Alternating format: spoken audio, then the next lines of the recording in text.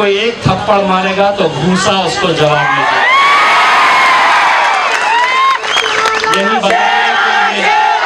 यही बताने के लिए हम यहाँ पर इकट्ठा हुए हैं।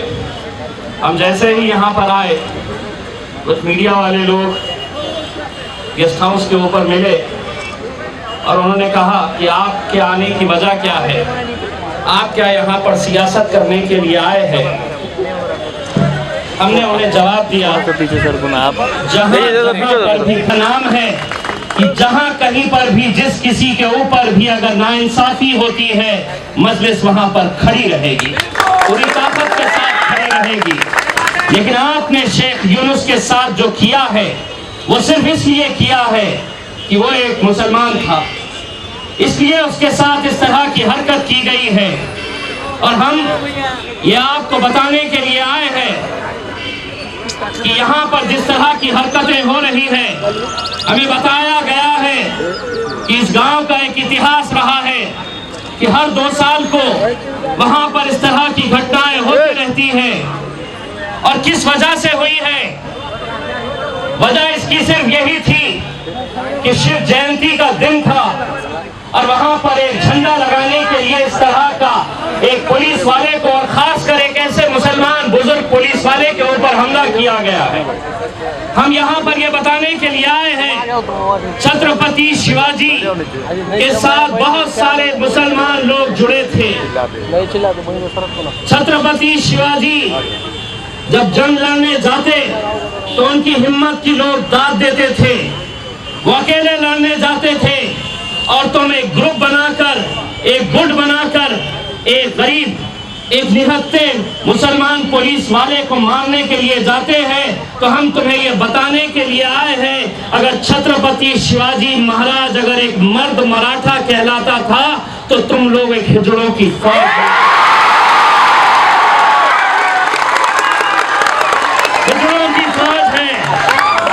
अगर तुम जिस शिवाजी महाराज को मानने वाले हैं, वो जिसके लिए लड़ता था, और आज तुम एक झंडे के लिए एक निहत्ते पुलिस वाले को मार रहे, ये सिर्फ एक यूनुस नाम के एक पुलिस वाले को मारा नहीं गया है।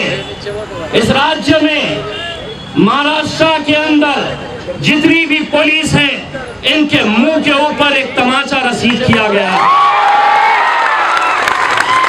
यहाँ पर तो हम आए हैं ये बताने के लिए कि पुलिस वालों के साथ अगर ऐसा हो सकता है तो आम आदमियों का क्या हाल होगा। यहाँ पर हम ये बताने के लिए आए हैं कि आप वहां पर जितने भी लोग थे बड़ी मर्दानगी बता रहे थे। एक पुलिस वाले को भरी सड़क के ऊपर उसका परेड करवा रहे, उसके हाथ में भगवा झंडा दे रहे और अपने आप को अपनी मर्दानगी का सबूत दे रहे। अगर इतनी ही मर्दानगी तुम्हें बची है तो जो किए हैं, आओ हिम्मत है तो पुलिस वालों के सामने सरेंडर करो, क्यों भागते घूम रहे हो। हम यहाँ पर पुलिस वालों से ये कहने के लिए आए हैं कि आपको सख्त से सख्त सजा उनके लिए, सख्त से सख्त कायदे कानून उनके लिए लगाने होंगे।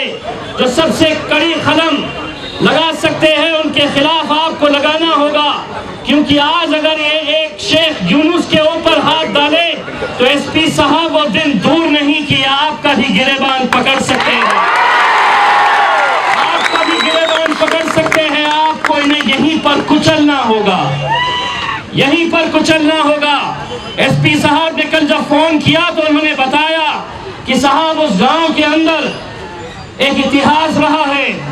2010 में भी वहां के गांव वालों ने एक पुलिस वाले को मारा था, उसके बाद भी इस तरह की एक घटना अंजाम दी गई थी उसी गांव के अंदर।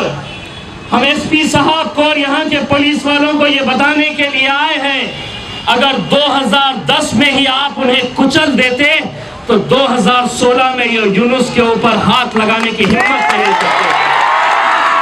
आप कमजोर थे इसलिए उनकी इतनी हिम्मत बड़ी है, लेकिन अगर अब पुलिस अगर इनके खिलाफ कार्रवाई नहीं करेगी तो अल्हम्दुलिल्लाह मजलिस को मैदान में उतरना पड़ेगा।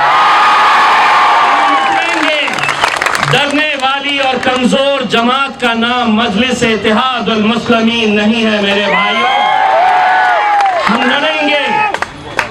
आज इस मुल्क के जो हालात हैं आप अच्छी तरह से जानते हैं।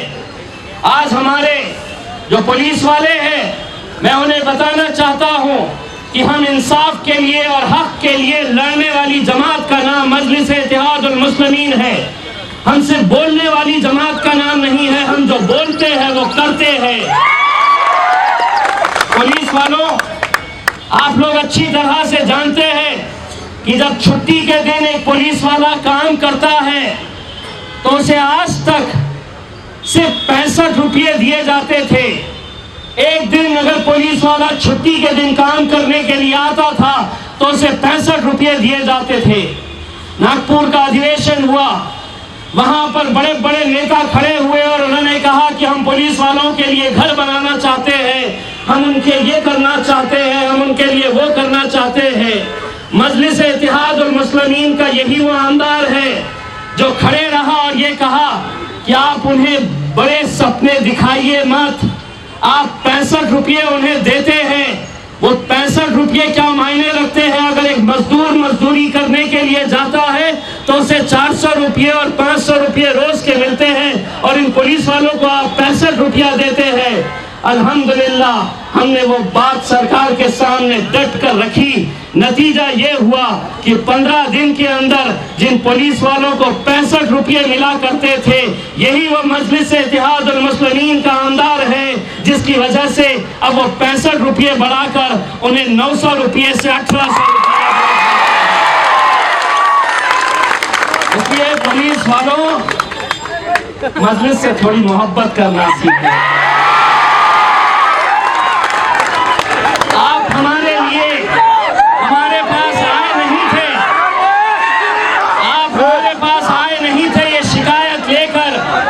ये शिकायत लेकर कि हमें 65 रुपये दिए जाते हैं, लेकिन जैसा हमने आपसे कहा है कि हम हक और इंसाफ के लिए लड़ने वाली जमात का नाम मजलिस इत्तेहादुल मुस्लिमीन है। हमने आपकी आवाज उठाई, इसीलिए हम चाहते हैं कि आप थोड़ा हमें साथ दीजिएगा और फिर देखिएगा हम आपके लिए क्या क्या करके दिखाते हैं। आपको ये नजरिया बदलना होगा कि मजलिस इत्तेहादुल मुस्लिमीन सिर्फ नौजवानों की जोश में रहने वाली नौजवानों की एक जमात है। हाँ, ये जोश में रहते हैं लेकिन उनके कायद जो है वो बहुत होश से काम करते हैं।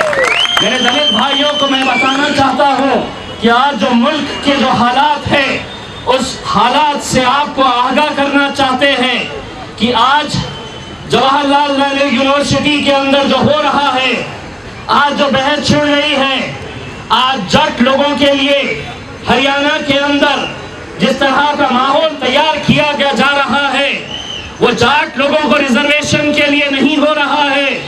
मेरे दलित भाइयों, अच्छी तरह से समझ लीजिएगा, एक ऐसी कोशिश हो रही है कि अगर जाट को रिजर्वेशन नहीं देंगे तो दलितों का भी रिजर्वेशन हटाना, ये कोशिश हो। और तुम उसे बदलने की बात कर रहे, सुन लो कान खोल कर, विश्व हिंदू परिषद, राष्ट्रीय स्वयंसेवक संघ, बजरंग दल, शिवसेना, भारतीय जनता पार्टी, संविधान को बदलने की बात तुम अपने मन से निकाल लो।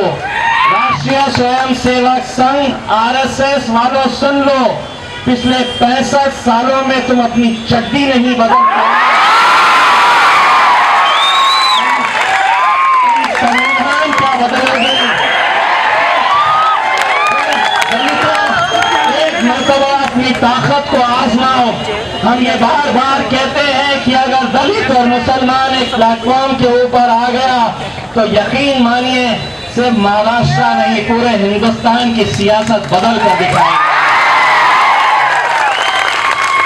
ये यहाँ पर जो मौका है, यहाँ पर हमारे पुलिस वाले को मारा गया है, उसके साथ जो हरकतें की गई है उसका निषेध करने के लिए हम यहाँ पर आए हैं।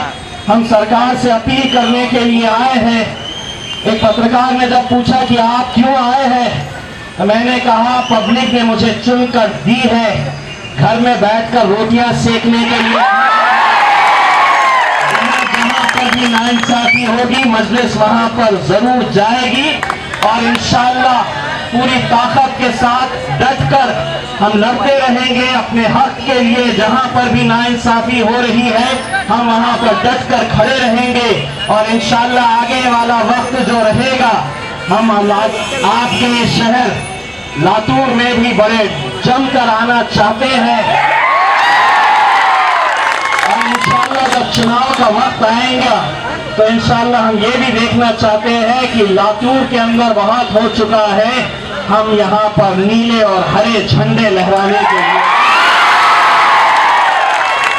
बस आप लोगों से यही दरखास्त है कि आप लोगों का जो जोश है उस जोश को बरकरार रखिए, अपने जोश को बरकरार रखिए।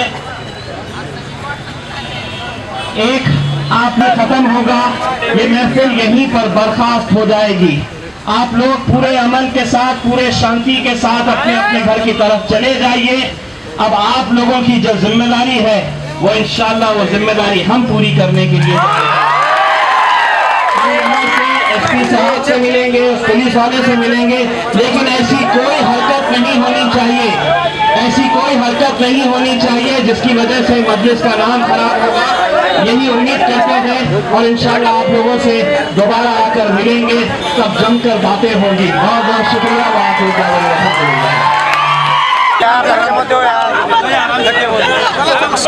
गाड़ी में चलने का